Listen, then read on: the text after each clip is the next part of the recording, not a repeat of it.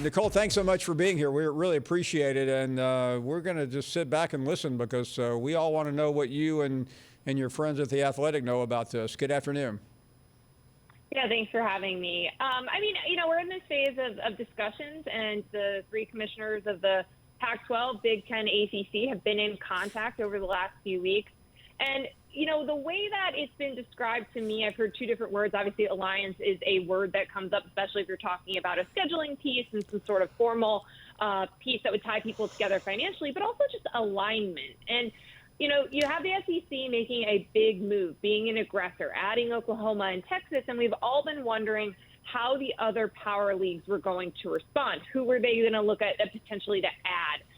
Would anyone take a major swing? And we've gone through the math on this, and I'm sure you have as well, about the benchmark, the level of value that a school would need to bring to the table to add it to the Big Ten, for example. Like if their schools are bringing in $55 million a year, you have to bring somebody that adds at least that because you're going to be dividing that pie by an extra slice. So maybe it makes more sense to form an alliance, to form some sort of contractual agreement for these three leagues to stay united. I mean, you're thinking about checks and balances in college football, right? And so if the SEC with 16 members and two more blue blood brands is they're punching and then you need to punch back, maybe that punch is an alliance between three leagues that think that they're pretty similar, in terms of the types of schools they have, the broad-based sports that they offer, and just sort of their priorities.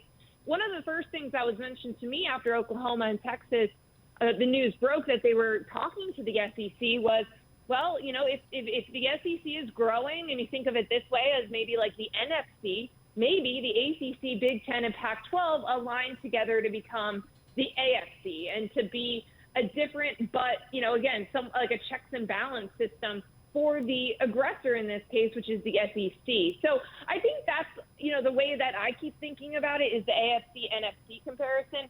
And then also you got to think about all of the other major decisions that need to get made here in the coming months in terms of, college football playoff expansion, what the format looks like, what the timing is going to be.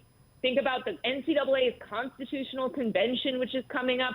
And if you have these three leagues and their member schools aligned, that's a pretty significant voting block for major decisions that will shape the future of college football moving forward. Nicole, before we get too deep into this, would it be a fair statement to say the Pac-12 and the Big Ten have already been fairly similarly aligned? I mean, we saw it last year, and we've seen it in other cases. So are we really just talking about adding the ACC to what's already a pretty strong relationship?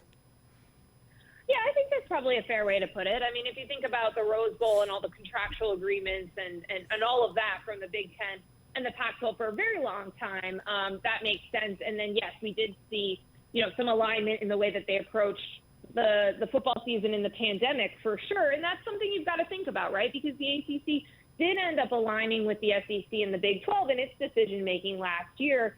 And as we know, this is an enterprise where decisions are made on a campus level first and then a conference level second. So, and then if you added in the layers of conferences, that would be, a third layer. And it's not people's priorities.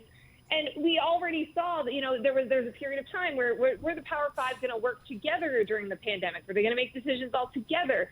And that changed as well. So, again, when you're having discussions, you never really know, are people going to stay aligned? Are they going to stay together in all of this? Which I think is why when you think about like a scheduling alliance, certainly, my colleague Andy Staple wrote about like the value of, certain matchups and eyeballs and different things that matter in the era of media that we're in. But I think also it's something contractually to tie yourself together, which, you're just trying to think of incentives and reasons to stay together, to vote together, to make decisions together.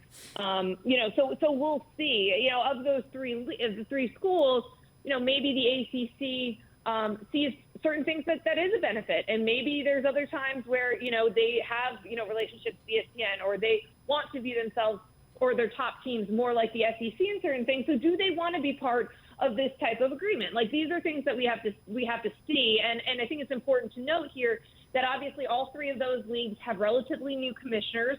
And the one in the ACC who came from the Big Ten is the only one who's been in college athletics during a round of realignment. So I think that that's a really interesting perspective, even in just an exploratory phase about discussions, that he is part of that, because he certainly has been in the phase where the Big Ten added full members, and to be exploring something like this with his ties to the Big Ten, I think is also interesting, again, as we think about, like, is this something they really want to commit to and vote together as a block and view things similarly? Nicole, what are we supposed to interpret from the fact that the Big 12 is not part of this? Well, I think it's a major concern for people in the Big 12, those leftover 8 programs right now. I think we saw some quotes over the weekend from Kirby Hocutt, the Texas Tech athletic director, that he wasn't very thrilled to see this. And I think it's got to sting because, we know there's a lot of hoopla around that meeting between George Kliavkoff, the Pac-12 commissioner, and Bob Bowlesby that was very recent. And I think, you're trying to think of what are reasons to stay together if you're those 8 schools, and to, stay a power conference, and what does your media rights deals look like? Can you add anyone of value? What is the future here?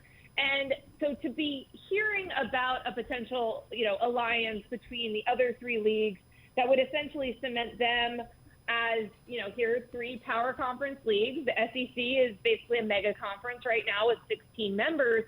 Is that a Power 4? I think that's a question for sure, especially when you heard Bob Bowlesby talking to the Texas State Senate a couple weeks ago about basically losing half of the value of their media rights deals with Oklahoma and Texas gone. So there's a lot of discomfort and concerns within the Big 12, and I think it makes total sense, especially if you hear about something like this that's happening in response to the SEC and you're not part of that conversation. It's not a good look. Thanks for watching ESPN on YouTube. For live streaming sports and premium content, subscribe to ESPN+.